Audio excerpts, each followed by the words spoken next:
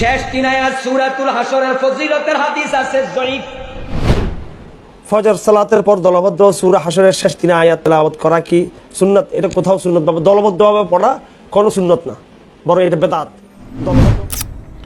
হাদিসটি দাঈফ হওয়ার কারণে এই হাদিসটি একেবারে সম্পূর্ণ নির্দ্বিধায় আমলযোগ্য নয়। সালাতের পর সূরা হাসরের শেষ তিন আয়াত তেলাওয়াত করা কি সহিহ হাদিস দ্বারা প্রমাণিত?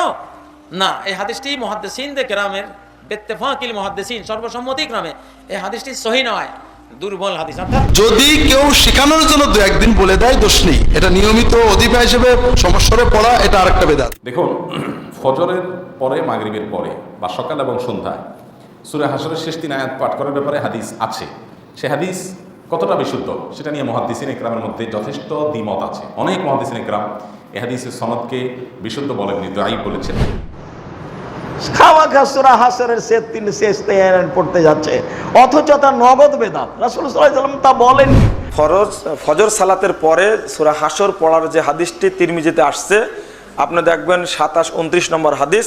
এই হাদিসটিকে ইমাম তিরমিজি নিজেই গরীব বলেছেন, জয়ীফ বলেছেন। এটা হাদিসটা শুধু দুর্বল না, তিরমিজিতে হাদিসটি আছে, এই হাদিসটার নিচে লেখা রয়েছে জয়ীফ জিদ্দান। দুর্বল হওয়ার কারণটি আমলযোগ্য নয়, বরং এই আমলকে বা এই ফজিলতকে রাসূলুল্লাহ সাল্লাল্লাহু আলাইহি ওয়াসাল্লামের হাদিস হিসেবে চালানো মোটেও জায়েজ নেই, যেহেতু হাদিসের নামে জালিয়াতি হতে পারে। আসসালামু আলাইকুম ওয়া রাহমাতুল্লাহি ওয়া বারাকাতুহু। আশা করছি সকলেই মহান আল্লাহ তাআলার অশেষ রহমতে এবং তারই দোয়ায় ভালো আছেন এবং সুস্থ আছেন।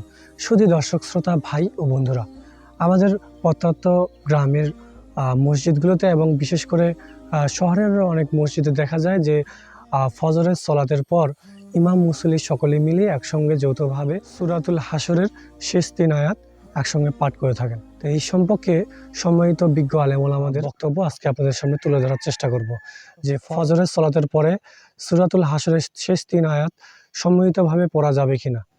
তো ভিডিওটি শুরু থেকে শেষ পর্যন্ত দেখার অনুরোধ করছি এবং আমাদের ফেসবুক পেজ, আইডি এবং ইউটিউব চ্যানেলটিকে লাইক, কমেন্ট, শেয়ার এবং ফলোর মাধ্যমে অন্যের কাছে ছড়িয়ে দেওয়ার অনুরোধ করছি। তো চলুন ভিডিওটি শুরু করা যাক।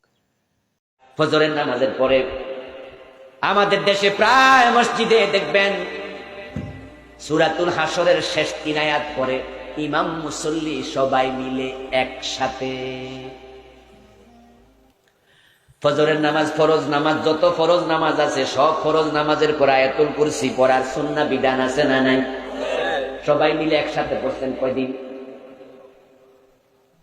পড়ছেন?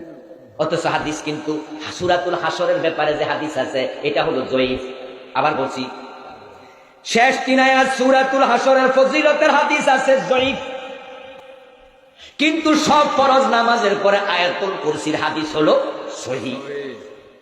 হাদিসটি বর্ণিত হয়েছে যে কোনো ব্যক্তি যদি সকালবেলা আউযুবিল্লাহিস সামিউল আলিম তিনবার পড়ে সূরা হাসরের শেষ তিনটি আয়াত তেলাওয়াত করে, তাহলে আল্লাহ পাক রব্বুল আলামিন তার জন্য 70,000 ফেরেশতা নিয়োগ করেন, যারা সন্ধ্যা পর্যন্ত তার জন্য রহমতের দোয়া করতে থাকে, আর সে ওই দিন মারা গেলে শহীদি মৃত্যু তার হবে।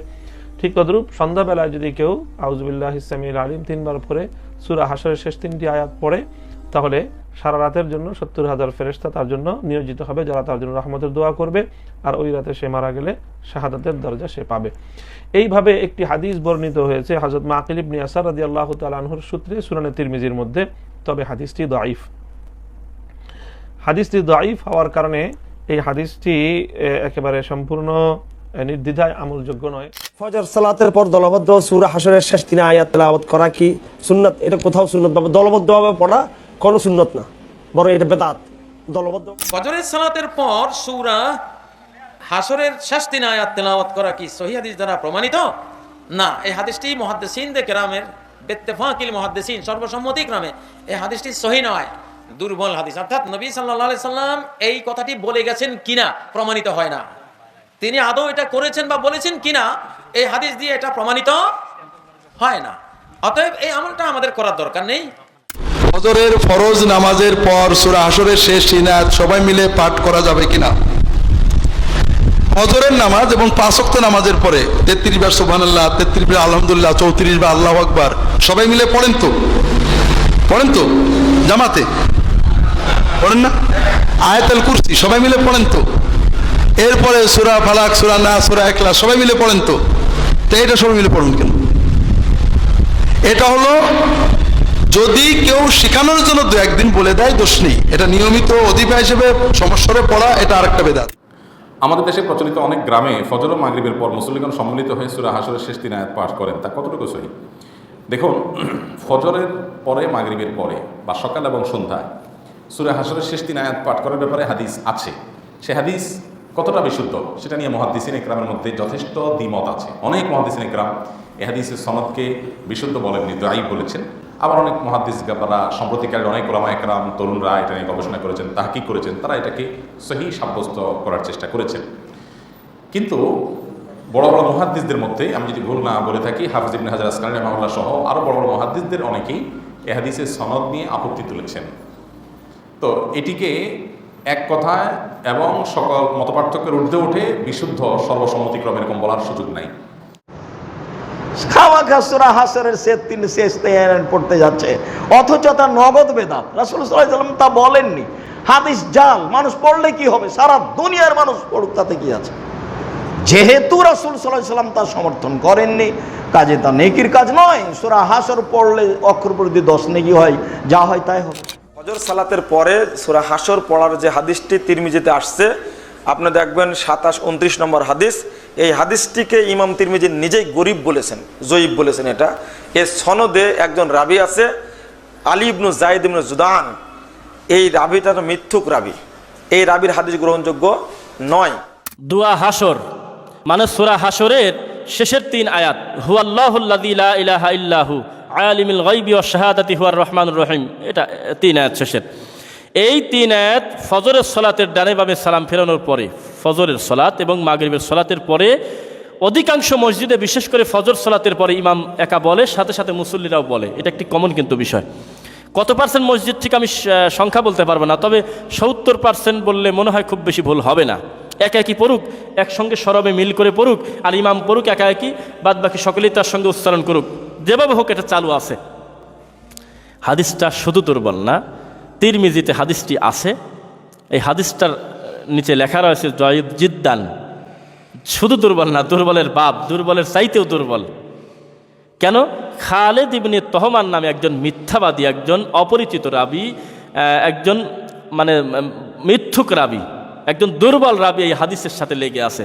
আরেকটি মজার জিনিস, আল্লাহর এই পৃথিবীতে এই দুয়া হাসর বা সূরা হাসর যেটাই বলি 3 আয়াতের বর্ণনার যে ফজিলত আমাদের কাছে বর্ণনা করা হয়, এই বর্ণনাতে আল্লাহর এই পৃথিবীতে কোনো হাদিস নাই, শুধু এই একটা হাদিস বাদে।